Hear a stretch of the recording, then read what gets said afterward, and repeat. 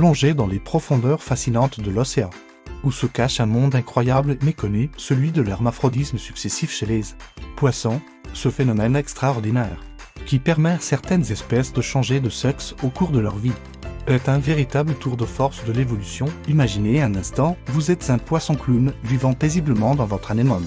Un jour, la femelle dominante de votre groupe disparaît. Que se passe-t-il alors? Le mâle le plus grand et le plus fort du groupe se transforme en femelle, prenant la place laissée vacante. C'est l'hermaphrodisme successif en action.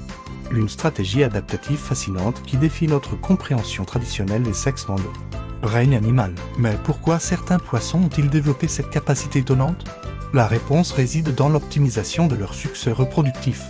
En pouvant changer de sexe, ces espèces s'adaptent aux conditions environnementales changeantes et maximisent leurs chances de transmettre leurs gènes à la génération suivante. Prenons l'exemple du mérou. Ces géants des récifs coralliens naissent tous femelles. Au fil du temps, certains individus se transforment en mâles, généralement les plus gros et les plus âgés du groupe. Cette stratégie, appelée protogynie, permet aux mérous de s'assurer que les femelles sont toujours présentes en grand nombre pour la reproduction, tandis que seuls les individus les plus forts et les plus expérimentés deviennent mâles. A l'inverse, chez les poissons clowns, c'est la protandrie qui prévaut. Tous naissent mâles, et seuls quelques-uns deviendront femelles. Cette approche garantit qu'il y a toujours suffisamment de mâles pour féconder les œufs, tout en permettant aux individus les plus grands et les plus dominants de devenir femelles, capables de produire un grand nombre d'œufs. Mais comment ce changement de sexe s'opère-t-il concrètement? C'est un processus complexe qui implique des modifications hormonales et physiologiques profondes. Lorsque les conditions environnementales ou sociales le déclenchent, le cerveau du poisson envoie des signaux qui modifient la production d'hormones.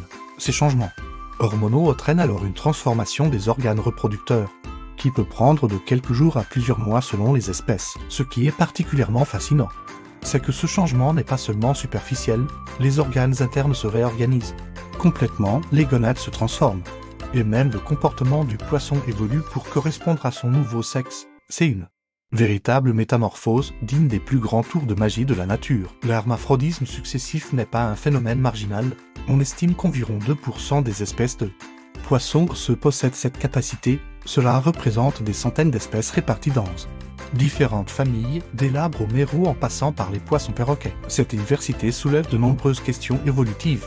Comment cette capacité est-elle apparue? Quels sont les avantages et les inconvénients de cette stratégie par rapport à un sexe fixe? Les scientifiques continuent d'explorer ces questions, nous offrant des perspectives fascinantes sur l'adaptabilité et la plasticité du vivant. L'hermaphrodisme successif nous rappelle également la complexité et la diversité des stratégies reproductives dans le monde animal. Il remet en question nos conceptions binaires du sexe et du genre, nous invitant à élargir notre compréhension de la sexualité et de la reproduction. Du point de vue de la conservation, comprendre l'hermaphrodisme successif est crucial. Ces espèces peuvent être particulièrement vulnérables à la surpêche, car la capture sélective des plus gros individus peut perturber gravement l'équilibre démographique et reproductif des populations. Protéger ces espèces nécessite donc une compréhension fine de leur biologie unique. L'étude de l'hermaphrodisme successif chez les poissons a également des implications potentielles pour la médecine humaine, en comprenant mieux les mécanismes moléculaires et hormonaux qui permettent ces changements de sexe. Les chercheurs espèrent gagner de nouvelles perspectives sur le développement sexuel et les troubles hormonaux chez l'homme. Mais au-delà de ces considérations scientifiques, l'hermaphrodisme successif est tout simplement une source d'émerveillement. Il nous rappelle que la nature est infiniment plus créative et diverse que nous pouvons l'imaginer. Chaque fois que nous plongeons dans les océans, nous avons la chance d'être témoins de ces miracles évolutifs en action. Imaginez un instant la vie d'un poisson clown, né mâle, vivant paisiblement dans son anémone. Au fil des années, il grandit, devient plus fort, plus dominant. Un jour, la femelle du groupe disparaît. Notre poisson clown sent alors son corps changer. Ses organes se transformer. En quelques semaines, il devient elle, prête à pondre des milliers d'œufs pour assurer la survie de son espèce. N'est-ce pas là une histoire digne des plus grands romans de science-fiction? L'hermaphrodisme successif nous rappelle que la vie trouve toujours un moyen de s'adapter, de survivre et de prospérer.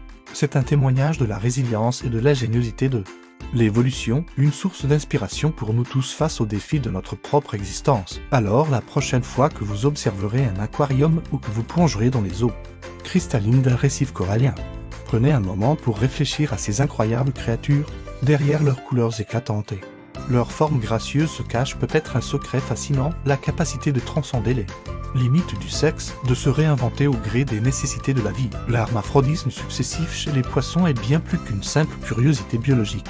C'est une leçon d'humilité face à la complexité et à la diversité du vivant.